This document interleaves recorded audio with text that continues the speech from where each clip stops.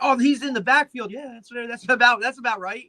Like you're. Yeah, and the thing was though, that's where your zone game came in, the run game, Correct. and you probably were calling it S opposite at that time, or that's what I think some people were calling with the running back.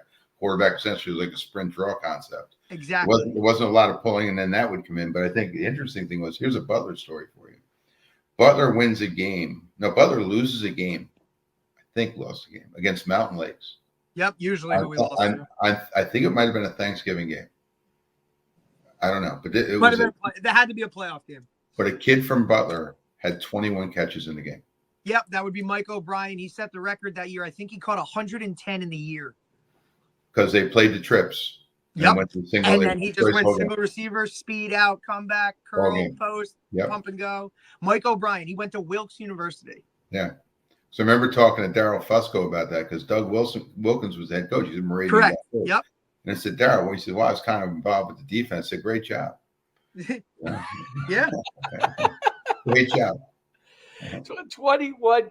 Yeah, it was wild. I mean, look, there was games when I would have 11 catches and no touchdowns. Like stuff like that. You know what I mean? Like we would sling, but one time sophomore year, I think we slung it. I think we had 72 pass attempts in a game. Yeah, it was crazy. In a high school game. Yeah. Against Madison. It was crazy. How do you think that changed high school football in where you were, obviously, especially first in North Jersey? Because North Jersey football, and I'm obviously we're down the shore now, right? And Shore is starting to try to catch up. But I came down and was running wide open stuff at Red Bank. The guys looking at me like I had 10 heads. Remember our first two games? I know. They're like, we scored 50 points. We scored 50 on the opening night, and people were like, They did evolve fairly quickly to try and stop this. But you're right. Yeah, we dropped 50 the opening night, and it was like, I'm like, this team's supposed to be good. They didn't come out and cover trips. They didn't change. They didn't cover trips. They didn't cover. And I remember you used to laugh because I think you used to say when you would play I think it was Garfield. You would say Garfield, and they would never come out and cover trips. Like they wouldn't. Right? It was Lodi, and I was such Lodi. Oh yeah, who's our guy that played there, Dave? Oh, Bertola. Bertola. Yeah. Well, we you wanted the evolution. I'll give you a quick Lodi story. So we're playing them 1 year. It's 99. We just beat 98. I think we won our section. Lodi won their section. We're in the same section. Really bizarre, right? We didn't play each other in that weird BPSL thing, right? PCT won their section, and Patterson Catholic beat the other two teams in that whole group, whatever it was. Yeah, so whoever's in it, there's nobody in it, right?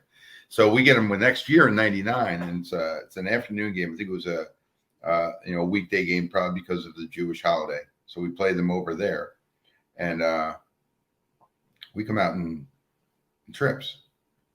They got two guys out there. So now I wouldn't do this as a head coach. So I'm like getting curious. I'm like, let's see if we can put four guys out there. So we go out in the quads. They got two. So then I'm thinking, oh, what the heck? One guy's going to be an eligible. So we put five guys out there. We put anybody on the other side, and they said two. And we're just throwing the ball out the kids, running right down the field. I mean, I'm thinking nobody's even getting dirty. And of course, one of them was Grant Adams, so nobody's getting dirty. Yeah, that helps. Because nobody's going to tackle him anyway. No one can tackle him. Yeah. I believe his brother was a freshman in that game that I played. Blake. Yeah, Blake played at Penn. I thought he'd play sprint at Penn. I had left Glen Rock, but then I looked at it was freshman year. But he wanted to play with the varsity, and he played. He saw some time. I actually think they were both so good. Caught a pass. Yeah, Grant was like double jointed. Grant's the one kid he coached on the perimeter. You never taught Grant how to block. You just taught kids like that. Do that. All right. And he was a tackling machine. And Dave, you'll appreciate this. We had Mikel Brown before him, who played at Iowa. And we had Grant, who played at Boston College, who I think got on the field. Grant, we had to ask him. His initial way of getting on the field at Boston College was such a good blocker. They would set with him all the time with his motion and stuff. Grant should have played defense, in my opinion. Yes. And Mikel should have played offense. Because Mikel long jumped almost 24 feet. I know. Yeah. He might still. He held like the Group 1 record. I don't know if you guys are 1 or 2 at the time. We were 1 in most of his career. But But the evolution is, you talked about Vito in '92. A good friend of mine, Brian Young, was coaching with me. I just got into Glen Rock, and we went to watch the opening game at Clifton between Paramus Catholic and Clifton, and it was pouring rain out. It was pouring rain, and the only guy who has to do more for his team, I think, ever than Vito was probably Dave when he was at Saddlebrook. Because Dave will tell you he had a great arm. He punted, he returned kicks, he kicked off. Right? I've kicked off. been there. Same thing I did. It was crazy. Listen, Dave kicked off 3 times the whole season because that's the only touchdowns they scored. Right? Yeah. Yeah. If we had to throw a long pass, they pitched it to me. I threw it as far as I could. That's right. So, but Vito would turn around and play middle linebacker. Yes, he was an excellent middle linebacker too. He would throw the ball. It was pouring out. He threw the ball like it was bone dry out there. I was like, well, this is sensational. This kid's he had the Cosmo kid playing for him and a Lopez kid playing running back. All right. And I was like, well, this was very impressive. So I think that really started the evolution, really. The Butler, Paramus Catholic. Well, I guess you could say that Mike Campanile was in the set first. Yeah. But the true run and shoot, I think, was really Bob Jones. All right. And then Coach Diet, who, when he took the job, he was like, let's go with this. So then I think you started to see more and more. And I get, with the pass game, a few guys you could look at. Remember the middle flood from Pompton Lakes. Nobody did it like that in sprint throw. All right. Everything out of the eye. And then the other team was what Bob Valley did in the pass game at Cresco was fantastic. Yeah. That's we saw them in the first round. Our first round, that was the year they changed the section, my senior year. Yeah. So that was 2003 season.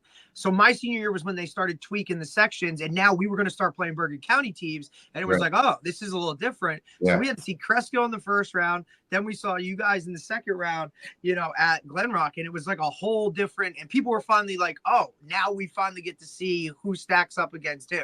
Yeah. So it was we were pretty overrated, right? Hey man, I always credit it to like the conference we played in at Northern Hills was Banshee, man. We had to play. We played all bigger schools, right? You're talking right. Montville, Pequannock, Caldwell was our Thanksgiving Day game. You just always Madison. You played really good teams all year that were bigger. So you accumulated all those power points. Butler, when we made that run 4 straight, we would get in the playoffs at 4-4 and then just rip through everybody because you had played those better teams the entire time. Now you look at those teams, like I look at who they're playing and I'm going, oh man, like.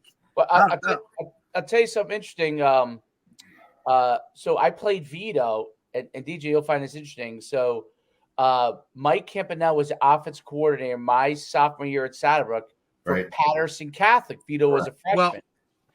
And they were running the run and shoot in that game. And it came down to the end, like one of their receivers ran around. I held them and tackled them. And they didn't throw a flag, and then we got the ball, we ran it out. But even there, we were like, our solution to it was, and it wasn't a good solution because we couldn't really stop it. Our solution was like to man them up and play one over the top, because my head coach was Steve Gertie at the time. So Steve Gertie was the and that was Steve Gertie's solution to anything that caused him trouble: blitz it and play a man free. Hope for the best. Yeah, I don't think that's changed though. No. I think it's changed. I think in any offenses you're in, but particularly guys in the open sets, it's almost like it's like chicken and the egg. Should we just run our base stuff on air, or just tell the kids the truth, which is, let's go against blitz right now. Yep. Let's go against blitz right now. So you got to have an answer for blitz, and everything else is easy.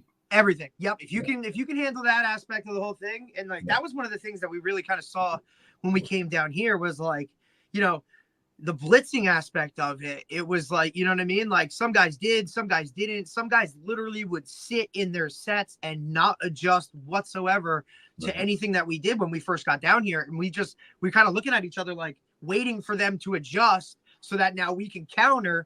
And we didn't have to. We kind of just stayed in what we did, and we were successful with it. Yeah. I think now you're starting to see, some changes with that. But talking about the evolution, evolving, it's evolved fast. or devolving. I mean, true. Well, you're seeing a lot more compression stuff and working to the outside, right? yeah, because like now you see that Michigan, right? Michigan's got that example. Like this year, their run game, they got all those guys compacted into the Or box, even the and wing T. everything happens in circles, right? So Yeah. like